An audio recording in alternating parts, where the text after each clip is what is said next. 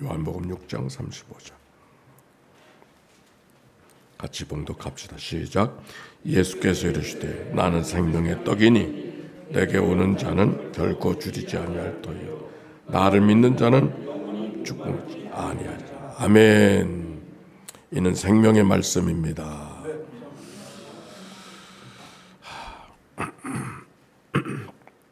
폭염이 계속되어지고 이제 신비하게도 가을이 되어지면 또 언제 폭염이 있는가 싶어지는 꼭지점에 있는 것 같습니다.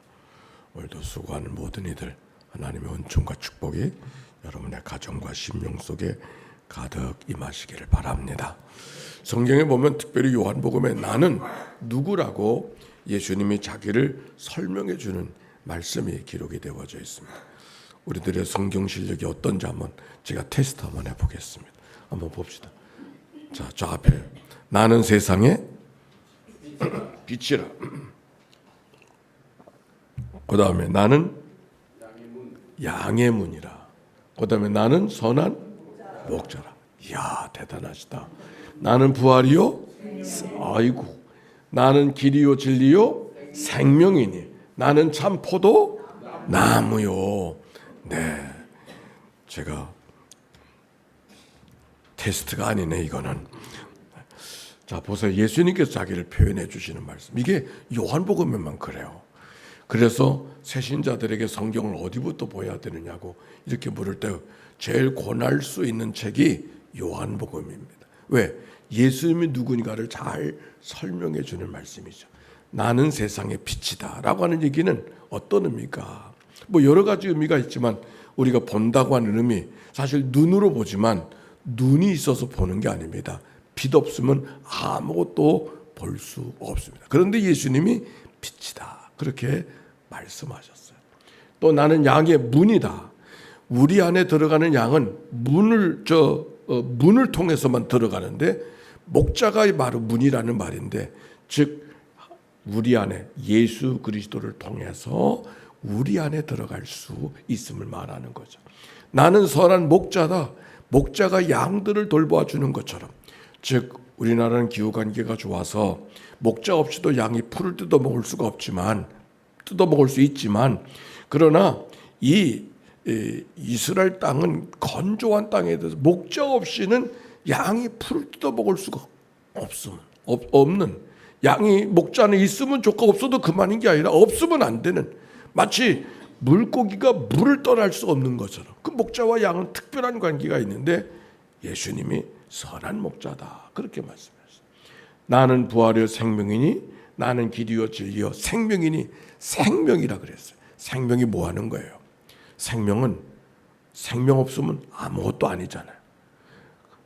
모든 존재의 근본이 되시는 분이 예수님이라고 하는 것을 표현하는 거예요.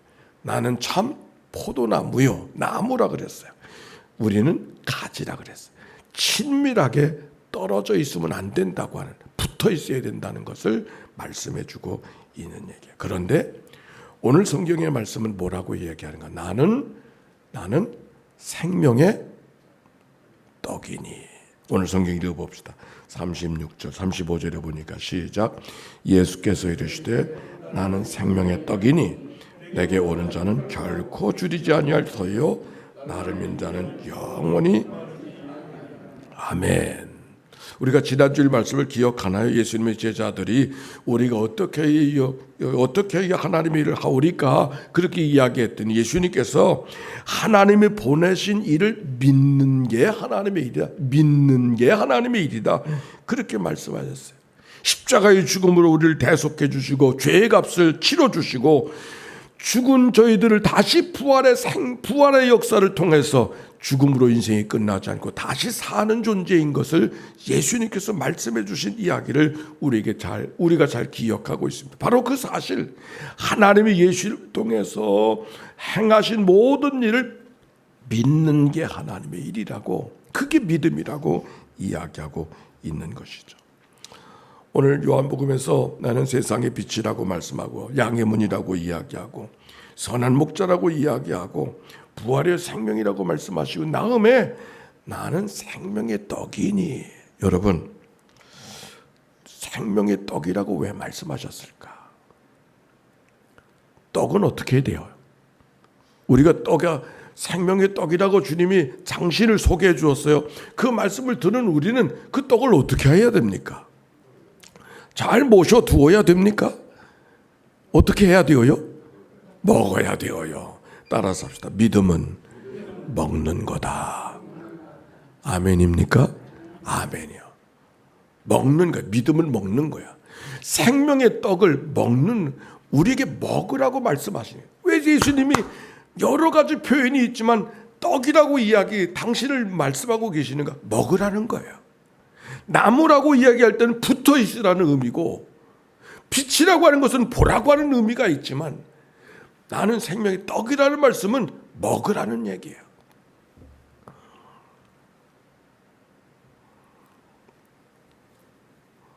예수님이 6월절에 식탁을 나눌 때 제자들에게 떡을 떼시면서 이렇게 말씀하셨어요. 받아 먹으라. 이것은 내 몸이니라. 받아 먹으라. 우리는 성찬 예식을 교회에서 절기를 따라서 때때로 하는데 2000년의 교회 역사 속에 모든 예배는 늘 떡을 나눠 먹는 그 성찬 예식이 바로 예배였어요. 종교개혁 이후에 말씀을 더 소중하게 여겨야 된다고 하는 전통이 새로 생겨서 지금은 성찬은 때때로 하는 선택의 요소가 되어졌는데, 원래 기독교의 전통은 성찬이 없으면 예배가 없는 거예요. 성찬은 늘 있는 거예요. 제가 오늘 찬송을 부르면서 조금 아까 주님의 떡을 내가 먹으며 주님의 성찬 받을 때마다, 이 찬송은, 성찬은 늘 나누진 않아도 이 찬송은 늘 불러야 되는 찬송이구나, 그런 생각을 제가 다시 해보게 됐어요. 늘 시간과 여러 가지 여건 때문에 떡을 나누진 않지만, 그러나 우리 마음속에 주님의 떡을 먹는다고 하는 이 고백은 늘 있어야 되는 것이 우리들의 삶의 모습이고, 주님이 원하시는 우리의 삶의 모습인가. 여러분, 먹는다고 하는 게 참 재미있는 말이에요. 오늘 아침에 뭐 드셨어요? 황 권사님 뭐 들고 오셨어요? 우유하고 네? 시리얼. 우유하고 시리얼. 빈속에 오신 분 계십니까? 근데 우리가 먹을 때는, 먹는 거는 우리에게 무엇인가 살아있는 것이 죽었기 때문에 우리가 먹거리가 되는 거예요. 그렇죠? 살아있던 것이 죽었기 때문에 먹거리가 된 거예요. 죽지 않으면 먹거리가 될 수가 없어요. 예수님이 우리에게 성찬을 통해서 복음을 이야기하는 얘기는 우리 위해서 죽으신 분이라고 하는 것을 가장 잘 설명해 주는 것이 먹는 것을 통해서 가르쳐 주세요. 바로 그 말씀 속에 복음이 담겨 있는 것이죠. 근데 그뿐만이 아니라 시리얼과 우유를 먹었는 게 내 안에 지금 시리얼과 우유로 남아있나요? 아니잖아요. 에너지가 되어져서 먹은 건 시리얼이고 우유는 나와 다른 거야. 별개의 존재인데 그것이 내게 들어옴으로 어떻게 됐어? 나와 일체가 되어져서 시리얼이 시리얼로 남지 않고 에너지가 돼서 시리얼과 내가 하나가 되어진, 여기 복음의 이야기가 있는 거예요. 예수님께서 왜 우리에게 생명의 떡이라고 이야기하시는가? 이 떡은 우리에게 밖에 있는 것이 아니라 내 안에 들어와서 주님과 내가 일체가 되어져 있는 모습을 가르쳐주는 이야기가 이 말씀 속에 담겨 있다. 그런데 우리들의 문화도 그런 문화가 있어요. 우리가 사람들끼리도 가까이 하고 싶은 사람은 뭐라 그래요? 네? 가까이 하고 싶을 때 뭐라 그래요? 저도 가끔 그런데 밥 먹읍시다. 가까이 하고 싶을 때 밥 먹자 그러잖아. 그렇죠? 밥 먹는 게 가까이 하는 거예요. 우리들의 문화 속에, 한국인 문화 속에 먹는다는 게 참 많아요. 어떤 나이도 먹는다 그러고, 욕도 먹는다 그러고, 겁도 먹는다 그러고, 또 요즘에 올림픽에 보니까 올림픽 금메달 딴 사람들 다 어디다 물고 있어. 입에다 물고 있어. 한국 사람만 그런 것 같아. 이 먹는 게. 나이를 먹는다고 하는 말이 한국 사람만 나이를 먹는다 그러는데 가까이 있는 일본이나 중국은 그저 더한다, 이런 가한다 이런 뜻, 나이가 더한다 이런 뜻을 갖고 있는데 한국 사람은 나이를 더하는 게 아니라 나이를 먹는다고 이야기. 그리고 나이를 먹었는데도 불구하고 그의 삶의 품격이 나이 먹은 값을 못한다 그러면 나이 값도 못한다 그래. 왜? 세월이 뒤에 지나갔으면 지난 세월만큼 뭔가 삶이 변화가 되어져서 세월의 인격이 되어야 되는데 그렇지 못한 것을 탓하듯이 나이값 못한다. 그렇게 막 그게 한국적인 문화예요. 이효령 교수가 그런 말을 썼어요. 이상하게 기독교인들이 일본도 중국도 아니고 한국만 기독교가 융성하게 되어지는 것은 이 먹는 문화가 성경의 문화고 이 문화가 한국인의 문화 속에 있기 때문에 복음을 쉽게 받아들일 수 있는 그 이유가 아닌가 그렇게 썼어요. 오늘도 말씀을 하지만 설교를 하지만 말이 먹힐 때가 있어요. 말이 먹힐 때, 안 먹힐 때는 그 소리가 뱅뱅 돌아가지고 나와 상관없는 그런 일이 될 수가 있다는 그런 생각을 해요.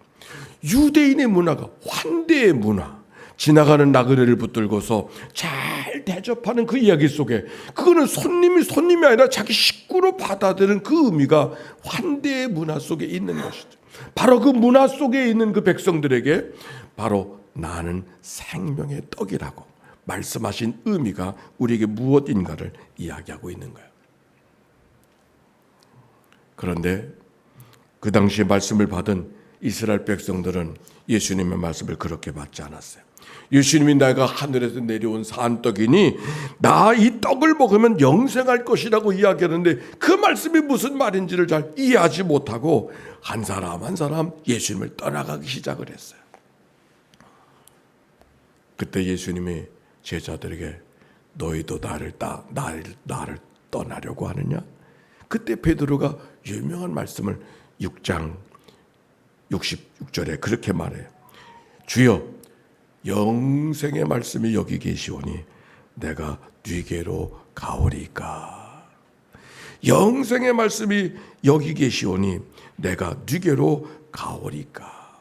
예수님의 말씀을 잘 듣고 따라가는 자의 모습을 지금 베드로가 고백하고 있는 것이죠. 이효령 교수가 세상을 떠날 때쯤에 쓴 책 한 권이 있어요. 제목이 뭔지 아세요? 먹다, 듣다, 걷다. 인간의 기본적인 요소가 무엇인가를 이야기하면서 복음을 이야기하는 그의 마지막 책에 먹다, 듣다, 걷다. 근데 생각해 보면 먹는 것과 듣는 것과 걷는 것은 인간을 구성하는 기본적인 별개가 아니라 먹는 게 듣는 거고 듣는 게 걷는 거예요. 보세요. 오늘도 말씀을 여러분 먹어야 되는데 어떻게 먹어요? 듣는 거잖아요. 말씀을 듣는다고 하는, 말씀을 먹는다고 하는 것은 말씀을 듣는 거예요. 듣는다고 하는 삶은 들은 것으로 끝나지 않고 살아가야 되잖아요. 말씀대로 살아가야 되잖아요. 그래서 걷는다.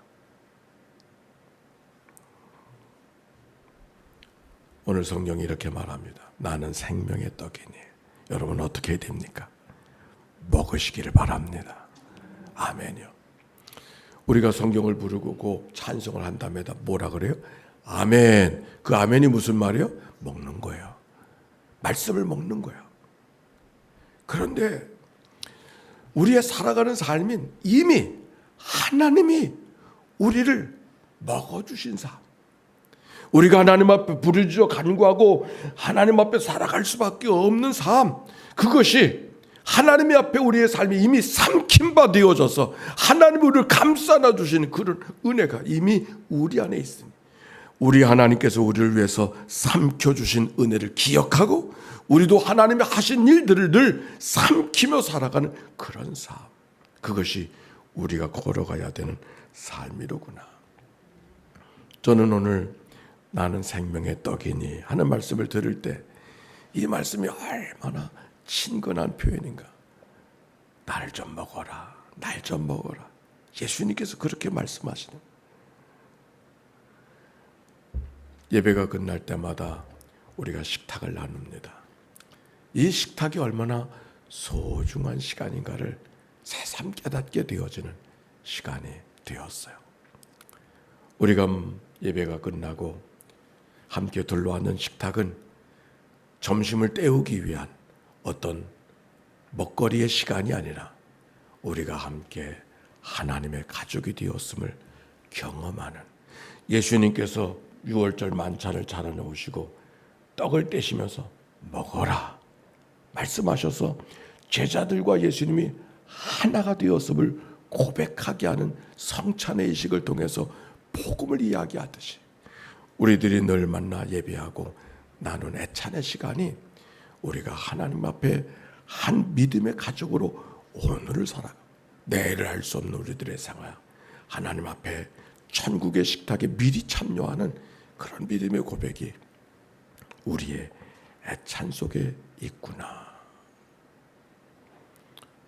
말씀을 먹는다고 하는 것은 말씀을 듣는다고 하는 것이, 누군가의 이야기를 잘 들어 경청하고 그의 이야기를 내가 내 이야기로 삼켜질 때 우리는 이미 하나님의 가족의 삶을 오늘도 건강하게 살아가고 있음을 기억하고, 우리가 만나 예배하고 식탁을 대할 때마다 하나님의 천국의 식탁을 경험하는, 예수님이 우리를 위해 차려주신 식탁을 경험하는 축복이 날마다 더하시기를 주의 이름으로 축원합니다.